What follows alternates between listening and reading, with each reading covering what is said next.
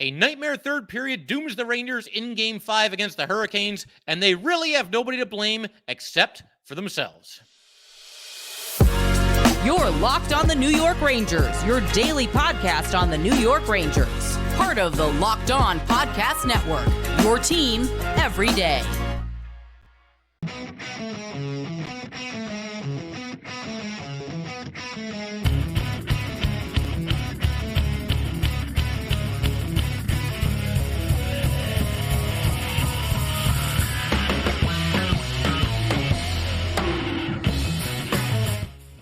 Welcome back, Blue Shirts fans, to episode number 1067 of the Locked On New York Rangers podcast. I'm your host, John Chick. I want to thank you guys, as always, for making Locked On New York Rangers your first listen every day. We are free and available on all platforms, including YouTube. And today's episode of Locked On New York Rangers is brought to you by FanDuel. Make every moment more. Right now, new customers get $150 in bonus bets with any winning $5 bet. That's $150 with any winning $5 bet. Visit FanDuel.com/LockedOn to get started. And we are, of course, part of the Locked On Podcast Network, your team every day. So basically just a disaster class of a third period by the Rangers. To be completely honest, though, I kind of feel like it sort of wasn't that far off from how the game was going. Now, obviously, the Rangers weren't nearly as bad in the first two periods as they were in the third, but I thought it was one of those games where they never really found their game, never really got anything going offensively. The lone goal scored by Jacob Trouba, just a complete lack of a forecheck,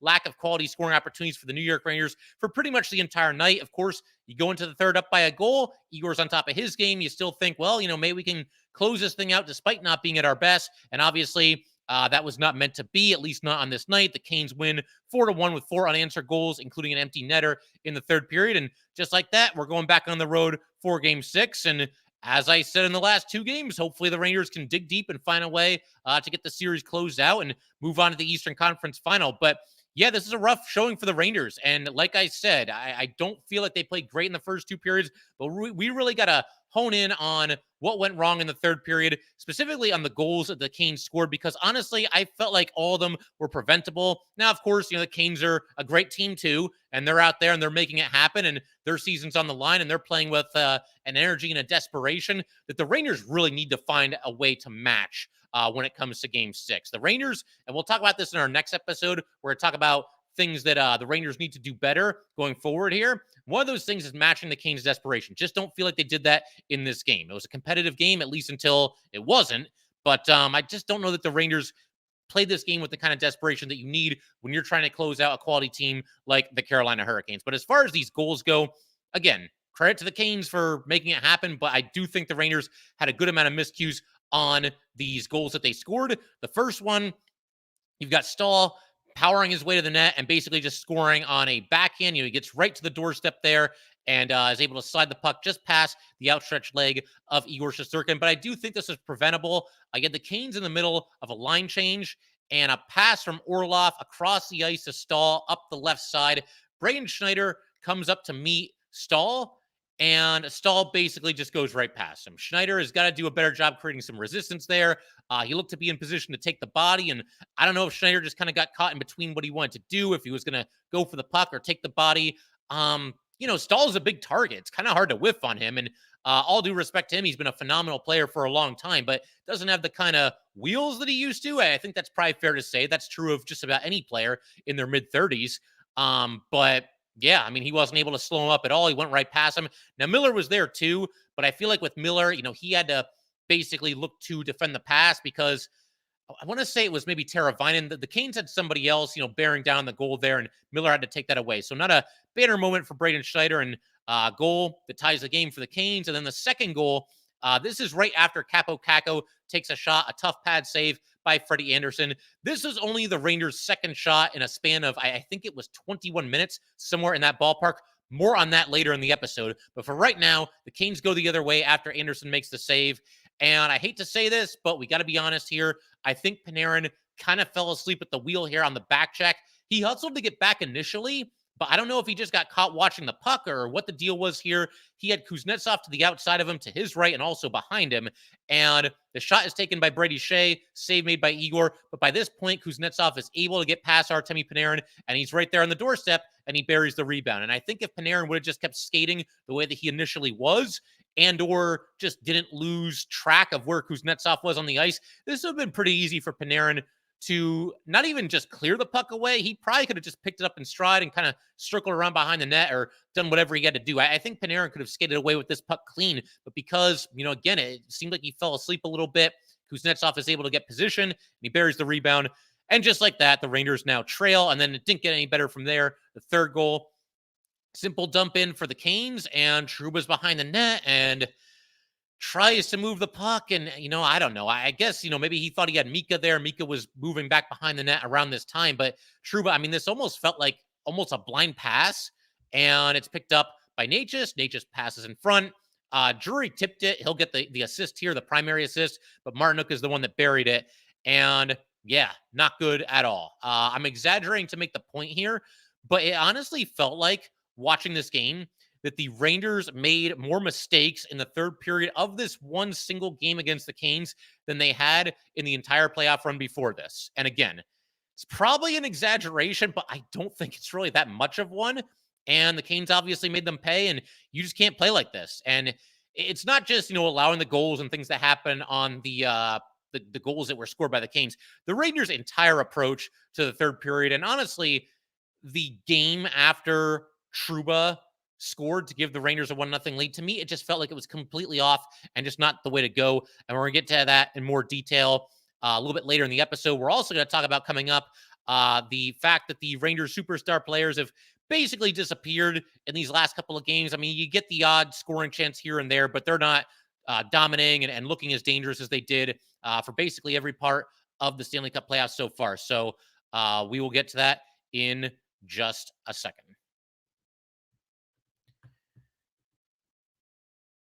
Just want to take a minute to let you guys know that today's episode of Locked On New York Rangers is brought to you by FanDuel. It's winner take all time in the NBA and the NHL, and FanDuel is giving you a shot to bring home a win of your own right now. New customers get $150 in bonus bets with any winning $5 bet.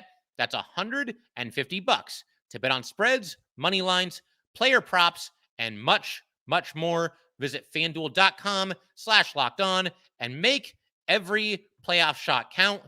FanDuel, America's #1 sportsbook.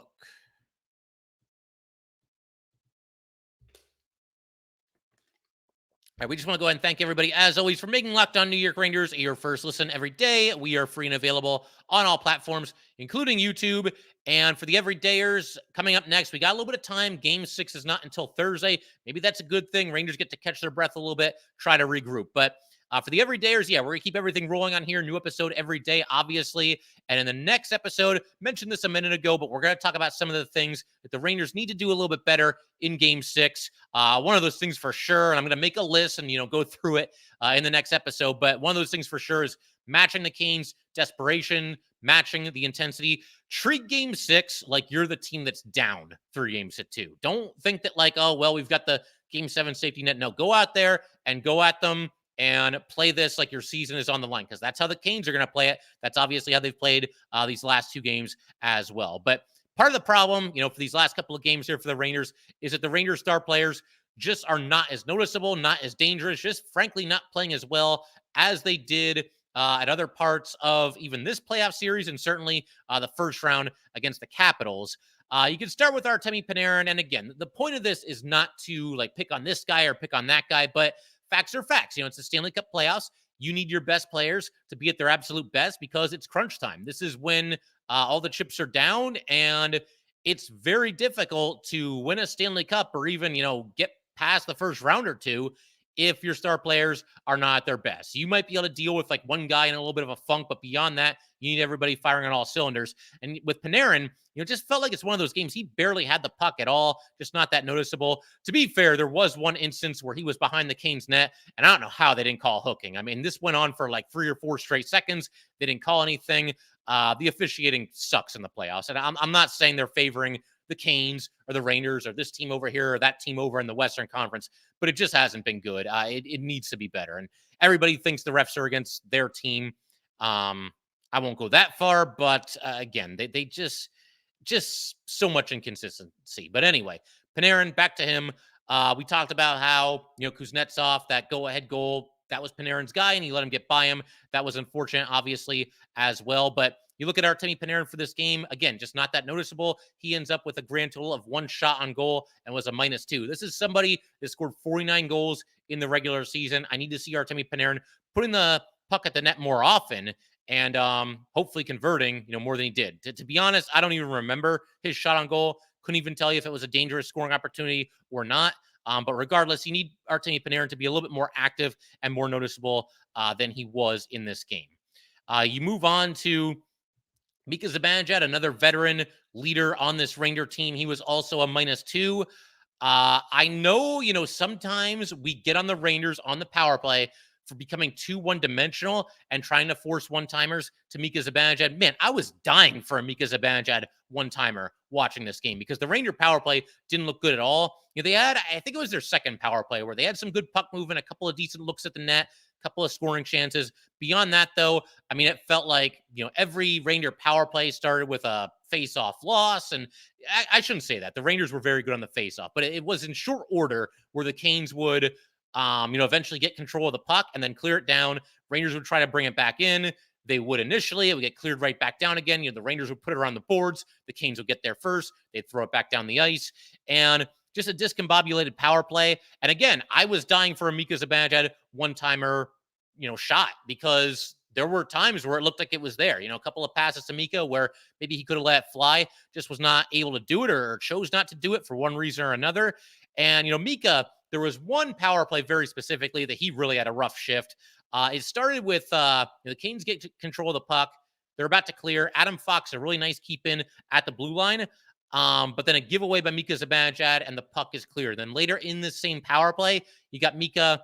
The Rangers have control of the puck and he basically just fanned on a pass, shanked his pass, went right to a hurricane. They skate right out of the zone and the threat is over just like that. So unfortunate there. Obviously, Mika not at his best on the power play, the Ranger power play in general, not really firing on all cylinders in this game. And you got to remember what they're up against. I know the Rangers were dominating special teams early in this series, but the Canes are no joke when it comes to special teams. I think it was number 1 on the kill for them in the regular season and number 2 on the power play, if I'm not mistaken. So it's going to continue to be a battle and a huge part of this series going forward. But obviously, the Rangers and Mika specifically scuffling on the power play. And one other Ranger that I'll throw out there, I got to mention Chris Kreider. Obviously, we've seen him play a heck of a lot better than this, certainly in this playoff run included. He ends up in this game with just 2 shots on goal. He's also a -3. And I don't want Kreider to be this one-dimensional player that just goes to the net and tries for tip-in goals, but can we try to set him up for a tip-in goal? I don't think the Rangers a single time in this game on the power play or otherwise had a situation where they were looking to set up Kreider to do some damage in front of the Canes net. And there were times where it looked like he was at least there, but for one reason or another, the puck didn't go to him. Good defense by the Canes, errant passing by the Rangers, whatever it might be. But Kreider, again, just not a whole lot there. And another stat that I'll throw at you guys in terms of the Ranger, the big guns, the guys that you expect to kind of carry the day and lead the way for this team. The only Ranger forward in this game with more than 2 shots on goal was Vincent Trocheck. Trocheck had all of 3. And honestly, while we're talking about Trocheck, kind of a quiet night from him as well. Didn't feel like he got all that close to scoring. And even the extracurriculars, not that you want to be doing anything stupid and taking penalties, but we're so used to Trocheck just being such a pest. I didn't really see a lot of that from Trocheck in this game either. You very, very, very rarely have a game where Vincent Trocheck flies under the radar and is not noticeable for one reason or another. But I think in this game, that certainly was the case. And you just look in general, there weren't any real second chance opportunities for the Rangers in this game. No dangerous looking rushes into the zone, or at least very, very few of them. Just not a whole lot going on offensively for this team. And you can even go back to game 4 because game 4 is kind of the same deal. The Rangers stars didn't really deliver in that game either. Rangers scored 3 goals. Two of the goals were scored by Will Cooley and Barclay Goodrow, a couple of bottom six forwards. Lafreniere scored that goal, and that was great and everything. But the Rangers are going to need more from their star players going forward. We do try to stay away from cliches here on Locked On New York Rangers, but one that is absolutely true, and I mentioned it a second ago, it bears repeating. Your best players need to be your best players. We saw that from the Rangers, certainly against the Caps, certainly early in this series. We've gotten away from that. And if the Rangers are going to go in on the road, win Game 6, close out this series, then the usual suspects are going to have to be the guys leading the way. The good news here is that it is still 3-2 Rangers. Everything is still in their hands. They have an opportunity to immediately flip the script, because I know there's a lot of Ranger fans panicking, and honestly, I'd be feeling a hell of a lot better if the Rangers had won either of these last two games as well, but it's right there for them. This series is there for the taking, and we are seeing right here, right now, the advantages to winning the first three games of a series, because they are up 3-2.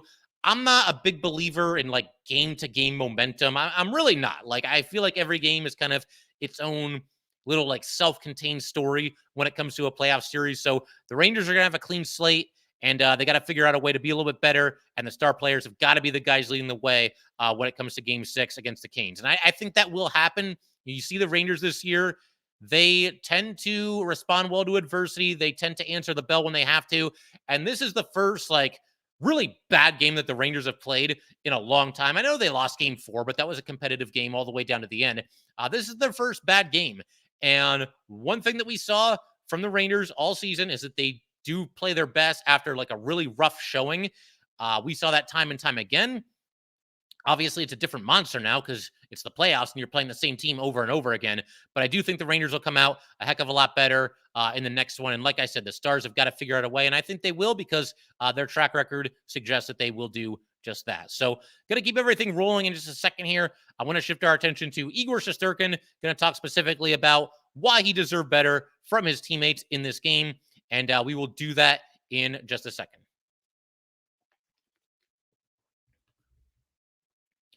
All right, definitely want to let everybody know that today's episode of Locked On New York Rangers is brought to you by Policygenius. Policygenius is the country's leading online marketplace, insurance marketplace. It saves you time and money so you can provide your family with a financial safety net starting today. With Policygenius, you can find life insurance policies that start at just $292 per year for $1 million of coverage. Some options offer same-day approval and avoid unnecessary medical exams.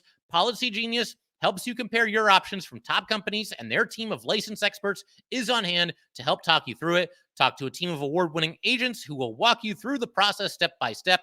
Easily compare quotes from America's top insurers in just a few clicks to find your lowest price. Check life insurance off your to-do list in no time with Policygenius. Head to policygenius.com/lockedonnhl or click the link in the description to get your free life insurance quotes and see how much you could save. That's policygenius.com/lockedonnhl. All right, so let's go ahead, keep everything rolling here. I do want to talk about the performance from Igor Shesterkin, far and away the best New York Ranger on the ice in this game. I don't think it was even close, to be completely honest. But, one thing for sure, I don't want the Rangers to fall back into this Igor, please save us defense that they've done in the past. Not so much this year, maybe at times this year. And Igor went through his own struggles this year. That's documented, but he's been awesome, ever since those struggles. And, the defense I'm talking about more so applies to like 2 years ago when the Rangers were still kind of figuring things out and putting things together. And Igor had that Vezina season, the video game numbers. We don't want to see that happen again, though, where Igor has to shoulder the load all by himself, which basically was the case in this game. There were times the Rangers defended well, but obviously the meltdown in the third period was not good at all. And Igor did have to make a lot of like really tough saves basically throughout this entire game, even before the third period happened. He did his best for as long as he could. He ends up with 24 saves on 27 shots. And, any type of a save that a goalie can make over the course of a hockey game, Igor did it. He was making saves on breakaways, making saves on 2-on-1s, making saves on the power play, making saves on the penalty kill, sliding to his right, sliding to his left. Really nice blocker save early in this game, and a couple of glove saves that were really impressive. He basically did it all. And obviously, Igor is always an X factor for the Rangers, because I do think that with Igor Shesterkin in net, I'll never feel like the opposing team has the advantage in net. And even in this game, look, take nothing away from Freddie Andersen. He did what he had to do. He only allowed one goal on the entire night. I don't think the fact that the Rangers only scored one goal is because Freddie Andersen played this just lights out, unbelievable game. Now, of course, he's certainly capable of playing a game like that, but not really in this one. I don't think he was really tested nearly as much as the Rangers would like to test him. And there are times in the series where it feels like the Rangers have gotten to Freddie Andersen, hung a couple 4 spots on him early in the series. He actually didn't even play in game 3. They went to Kochetkov. It's going to be Andersen the rest of the way. I'm pretty certain of that at this point. But regardless, I will always feel like Igor Shesterkin gives the Rangers the advantage in net, regardless of who the opponent is. And I feel like the Rangers, if they can start, making life a little more difficult for Freddie Andersen, they will get a couple pucks in the net in game 6. And obviously, we keep our fingers crossed that is indeed the case. But I mentioned earlier in this episode about the second goal that the Canes scored. It was right after Capo Caco put a pretty decent shot on net, and the pad save was made. But more importantly here, they said during the broadcast that was the Rangers only their second shot on goal in 21 minutes. That cannot happen at any level, in any situation, no matter what the score is. If you're in the playoffs, no matter what the series score is, you're at home or on the road, you can't go that long with only 2 shots on net. And I got to say, maybe the most disheartening thing about that stat, and probably the most disheartening thing about this game in general, is the Rangers' follow-up to the goal that was scored by Jacob Trouba. You are shorthanded. You're in a tight game. You haven't really played your best. Scoreless in the second period, obviously still anybody's game, right? You have a situation where Jacob Trouba blocks a shot, goes up the ice. He's got a 2-on-1. I believe it was Goodrow to his left there. And the pass was taken away. I think Brady Shea was the defenseman back.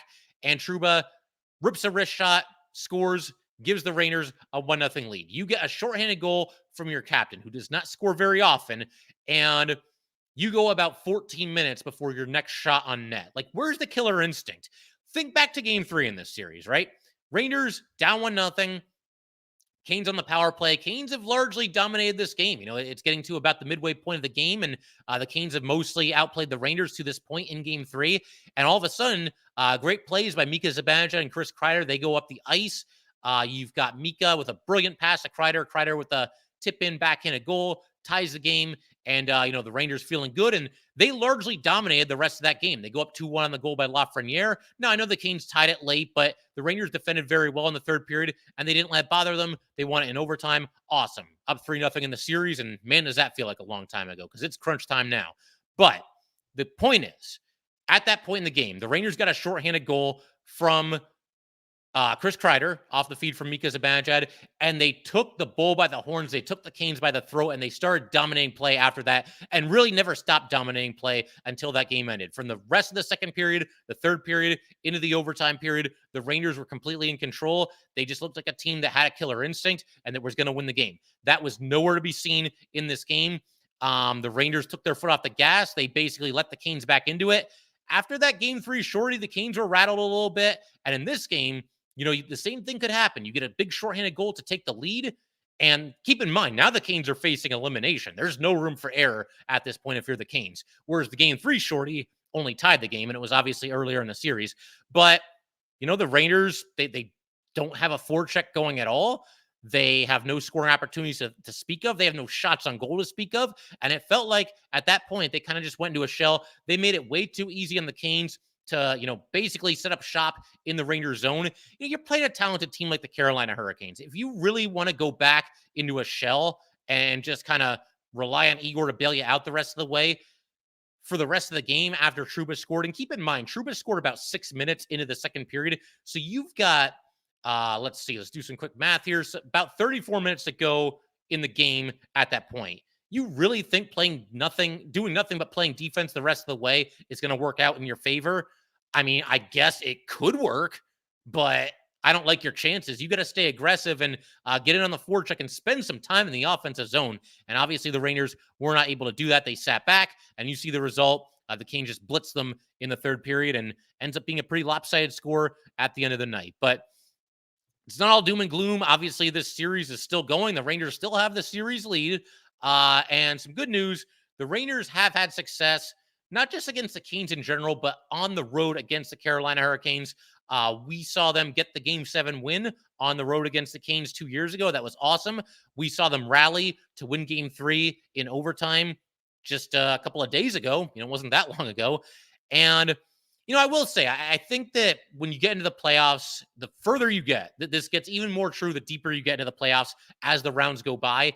I do feel like the fourth win is the most difficult one to get. And that's especially true when you're playing a phenomenal team like the Carolina Hurricanes. This is a heavyweight matchup. We knew this coming into the series. We knew these are two of the best teams in hockey, two outstanding teams, two teams that really do have a chance to win the Stanley Cup. And bottom line, the Rangers still, despite everything that's happened here, are in the driver's seat. Up 3-2. They get another shot to close this thing off on Thursday. And as I mentioned, I don't think it's the worst thing. I mean, it's kind of rough for us because I think we just want to see the next game and, okay, what's going to happen next? But for the players, maybe you get a chance to take a little bit of a deep breath here, correct some things that you're doing wrong, just kind of regroup, make sure everybody is loose and ready to go in Game 6 and ready to close out a series. So puck drops at 7 p.m. for Game 6. And yeah, man, I can't even imagine what the YouTube comment section is going to look like for this episode, but we'll see how it goes. Just try to keep it PG if you can, please, and try to stay positive. The Rangers have responded well to adversity all season. They're playing a great team. They themselves are a great team, and it's gut check time. You got to see if you can close out a series on the road now. So, yep, that'll do it for today, guys. Once again, if you'd like to get in touch with this podcast, please send an email to lockedonnyrangers@gmail.com. Once again, that is lockedonnyrangers@gmail.com. Definitely give us a follow on Twitter as well, @LO_NY_Rangers. Once again, that's @LO_NY_Rangers. And definitely subscribe to Locked On New York Rangers YouTube channel. We are closing in on 3,000 subscribers. So a big thanks to everybody that has already subscribed. And if you haven't, go ahead and do it right now because there is a new episode every day. This is the only daily Ranger podcast in existence. So you'll be notified, obviously, when new episodes drop. But yes, that will do it for today. Thanks again, you guys, and I will see you next time.